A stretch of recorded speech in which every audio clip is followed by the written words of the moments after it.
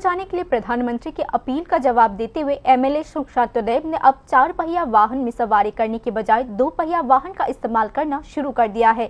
गुरुवार से विशालगढ़ के एमएलए सुशांत देव ने कार के बजाय बाइक से आवाजाही शुरू कर दिया है।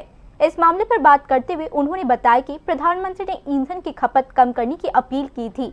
उसी अपील के जवाब में उन्होंने अपना 4 पहिया वाहन छोड़ दिया है और अब से अपने निर्वाचन क्षेत्र के भीतर सभी सरकारी काम बाइक से किया करेंगे।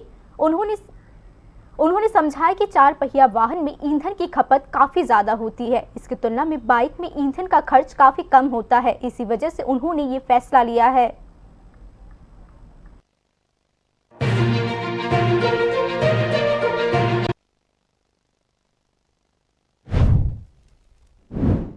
দেশের যশস্বী প্রধানমন্ত্রী আহ্বান করেছে দেশবাসীর কাছে আমাদের সবাই জ্বালানি সাশ্রয় করি।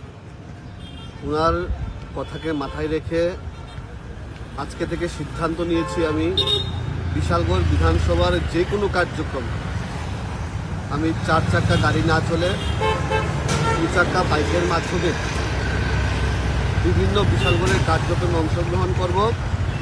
কারণ একটাই, 4 চাকাতে জ্বালানি বেশি খরচ হয় এবং 2 চাকাতে জ্বালানি কম।